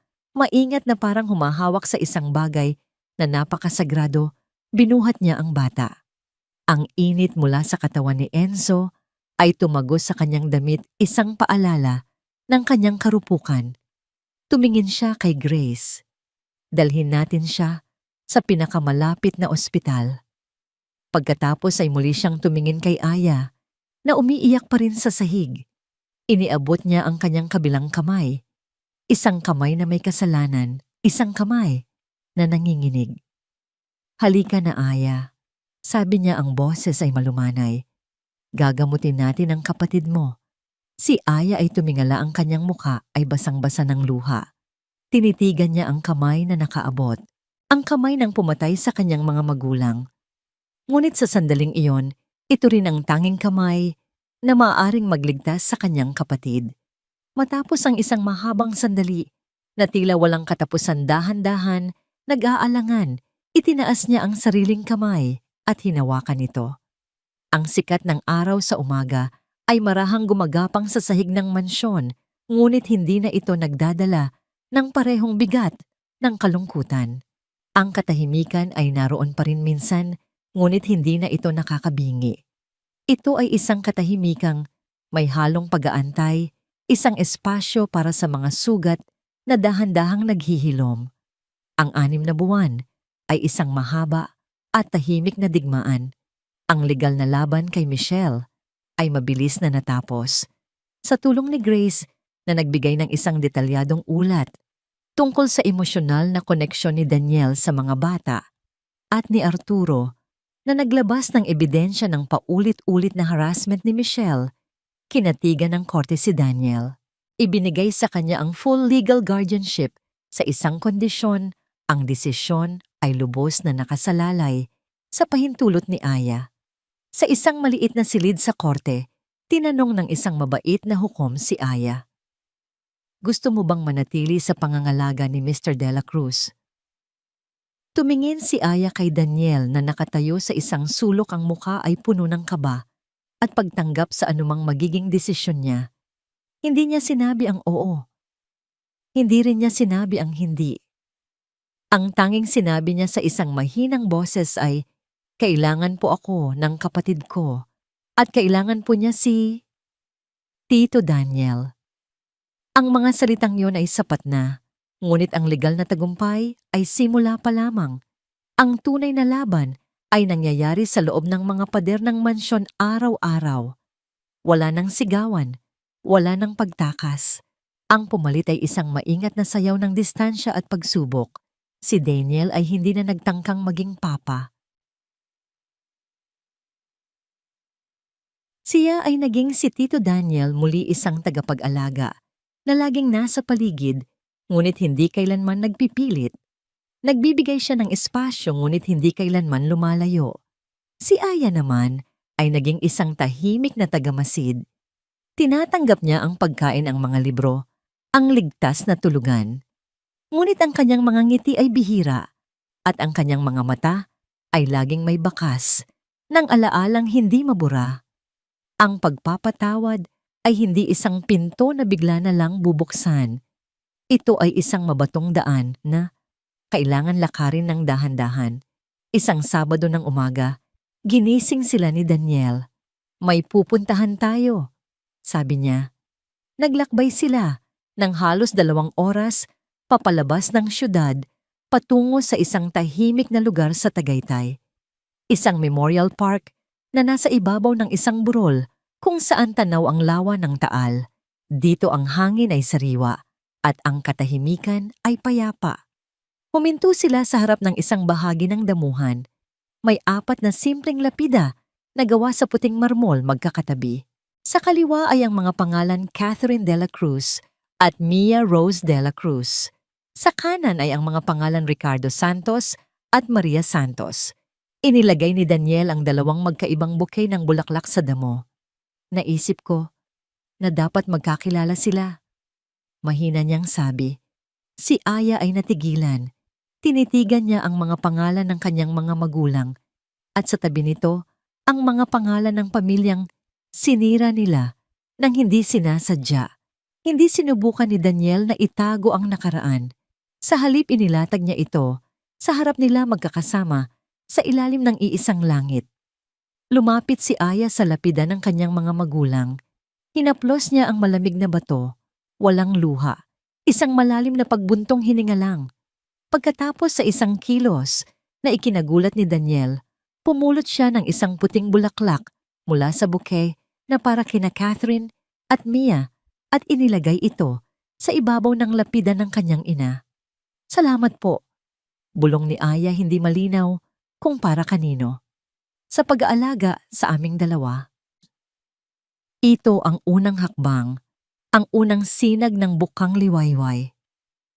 Sa paglipas ng mga linggo nagsimulang magbago ang mga bagay. Minsan sa gitna ng hapunan bigla na lang magkukwento si Aya tungkol sa kanyang araw sa eskwela. Minsan mahuhuli ni Daniel si Aya na tinuturuan si Enzo kung paano isulat ang pangalan nito at may isang munting ngiti sa kanyang mga labi. Ang pinakamalaking pagbabago ay nangyari isang gabi. Nagkaroon ng malakas na bagyo. Ang kulog ay dumadagundong na parang mga higanteng nag-aaway sa langit. Nagising si Daniel sa isang mahinang katok sa kanyang pinto. Pagbukas niya nakita niya si Aya yakap-yakap. Ang takot na si Enzo. Tito Daniel, nanginginig na, sabi ni Aya. Natatakot po si Enzo sa kulog. Ngunit alam ni Daniel na hindi lang si Enzo ang natatakot. Hindi siya nagsalita. Binuksan lang niya ng maluwag ang pinto at itinaas ang kumot ng kanyang kama. Pumasok ang dalawang bata at sumiksik sa tabi niya. Sa gitna ng dilim at ng ugong ng bagyo, sa ilalim ng iisang kumot, ang tatlong basag na kaluluwa ay nakahanap ng kapanatagan sa isa't isa. Walang nagsalita hanggang sa sila'y makatulog. Kinabukasan habang pauwi sila mula sa pagsisimba, tahimik ang loob ng kotse. Si Enzo ay mahimbing na natutulog sa likod. Si Aya ay nakatingin sa labas ng bintana. Pagkatapos ng ilang minutong katahimikan, nagsalita si Aya, ang boses ay mahina. Halos isang bulong. Napapreno si Daniel ng bahagya. Ang kanyang puso ay tumigil sa pagtibok. Narinig niya ba yon ng tama? Dahan-dahan siyang lumingon kay Aya. Ang bata ay nakatingin sa kanya, ang kanyang mga mata ay hindi na puno ng galit o hinala. May takot pa rin, may pag-aalinlangan, ngunit sa ilalim ng lahat ng iyon, may isang bagay na bago, isang sinag ng pagtanggap. Hindi makapagsalita si Daniel, isang bukol ang bumara sa kanyang lalamunan. Ang salitang iyon na binitawan ng may pag-aatubili ay mas makapangyarihan pa kaysa sa anumang hatol ng korte, mas mahalaga pa kaysa sa anumang kayamanan niya sa mundo. Ito ang tunog ng pagpapatawad. Ito ang tunog ng isang bagong simula. Ang mga luha ay nagsimulang mamuo sa kanyang mga mata, ngunit sa pagkakataong ito, hindi ito luha ng pighati, kundi luha ng pasasalamat. Tumango siya dahil alam niyang kung magsasalita siya ay mababasag lang ang kanyang boses. Inabot niya ang kanyang kamay at marahang hinaplos ang buhok ni Aya. Anak. Ang naisagot lang niya, ang salita ay puno ng lahat ng emosyon na kinimkim niya sa loob ng mahabang panahon. Hindi na sila perpekto. Ang kanilang pamilya ay isinilang mula sa isang trahedya, binuo mula sa mga basag na piraso ng nakaraan. Magkakaroon pa ng mga araw ng kalungkutan, mga araw kung kailan ang mga anino ay babalik. Ang mga peklat ay mananatili magpakailanman.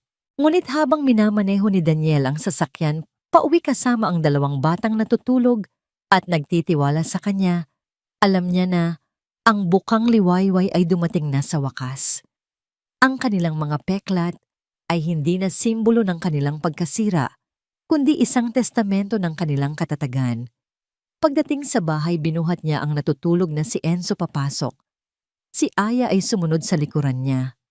Sa pader ng sala, magkatabing nakasabit ang dalawang larawan. Ang isa ay ang larawan ni Daniel Catherine at Mia nakangiti. Masaya isang perpektong pamilya mula sa nakaraan. Sa tabi nito, may isang bagong frame. Walang laman. Naghihintay. Tumingin si Aya sa walang lamang frame pagkatapos ay kay Daniel. Isang tahimik na pag-unawa ang namagitan sa kanila. Balang araw, pupunuin nila ang frame na yon. Ang kanilang larawan ay hindi magiging kasing perpekto ng nauna. Magkakaroon ito ng mga bakas ng luha, mga anino ng sakit, ngunit ito ay magiging totoo. At sa kanilang hindi perpektong mundo, iyon lang ang mahalaga. Magluluto ako ng paborito ninyong adobo.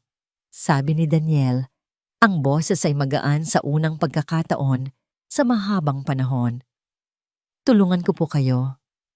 Itay, sagot ni Aya ang salita, ay mas madali nang sabihin sa pangalawang pagkakataon. At sa kusina ng malaking mansyon na dating puno ng multo ng nakaraan, sa gitna ng amoy ng bawang at tuyo, isang bagong pamilya, isang pamilyang hindi pinagbuklod ng dugo, kundi ng trahedya, pagpapatawad at isang matatag na pag-ibig, ay nagsimulang magluto ng kanilang unang hapunan ng magkakasama. Ang kanilang kwento ay hindi pa tapos. Sa katunayan ito ay nagsisimula pa lamang.